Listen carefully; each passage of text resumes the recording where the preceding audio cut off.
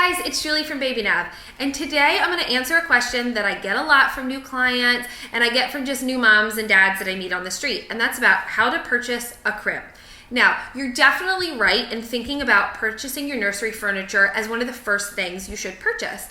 And that's because a lot of times when you purchase new furniture, crib, changing table, dresser, rocker, all of that stuff, it can take 12 to 16 weeks to get in. So it's definitely one of the first things that you want to think about. Now, what do you need to think about when purchasing a crib?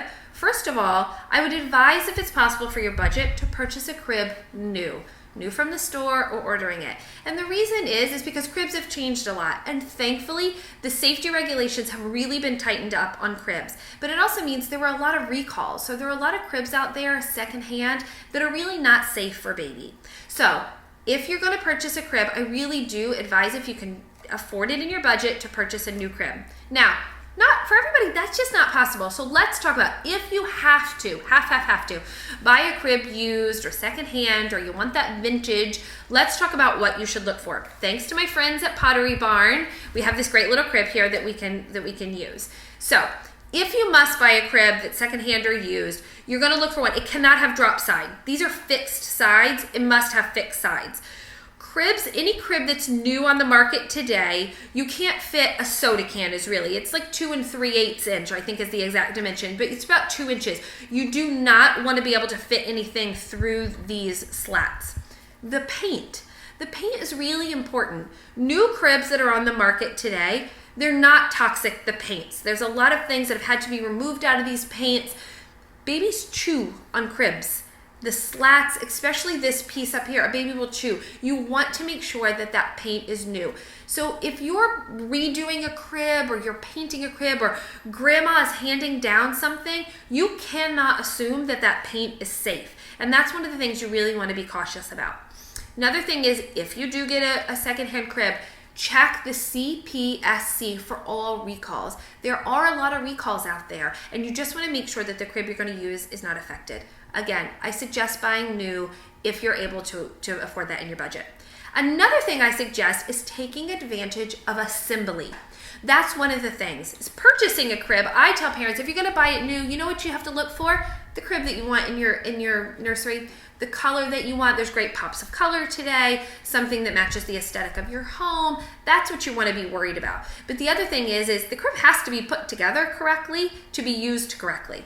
A lot of stores offer what's called white glove service. In white glove service, they will bring the crib to your home, and they will put the crib together, and they will remove the old crib. So you can ensure that bolts are tightened, that everything down here is put together so that it's the safest place for your baby to sleep. Now, a few other things. You have this new beautiful crib, it matches, it looks great. You have to use it safely. So here's things to make sure you're using your crib safely. In the crib, you need a tight fitted mattress. You shouldn't be able to get your fingers in between the mattress and the sides of the crib. The only thing that should be in that crib, besides your baby, on that mattress is a tight fitted sheet. No bumpers, no blankets, no soft animals, nothing like that. It's just not safe for baby. Now, where do you place the crib? It should be away from windows. It should be away from cold air vents. You gotta scope that out. A good place, size that out when you're buying your nursery. You have a place away from windows and vents that you can place this beautiful crib. Other things, monitors. A lot of times people will say, oh, this little spot right here, oh, that's a great place, I'm gonna clip that monitor. It's not safe, there's a cord. A monitor should not be placed any closer than 3 feet. 3 feet space between this crib and the monitor. So the monitor's up over here, mounted on the wall, mounted on the changing table, wherever you need. Pan and zoom with the monitor. Should be 3 feet away. A mobile. A lot of times people love to have the mobile, and I get it. It entertains babies sometimes, especially if you have an older child, to be able to place the baby in. Once baby can turn over, they can reach that mobile, it becomes unsafe. There's often strings and little choking pieces on them, so you can clip it to the side as long as you're willing to remove it once the baby can turn over. Now, that's not the only place that your baby's probably going to sleep. If you use a crib at a hotel, at your daycare, at your grandparents' house, think about all those things that we talked about that you're looking for in a new crib. So it's not drop side, it's got safe paint, it's not been recalled. Make sure you check those things for other cribs that you're going to use. But mostly enjoy that process. Filling the nursery furniture up is one of the most exciting things for new parents. It kind of often becomes real. So definitely enjoy doing that crib shopping.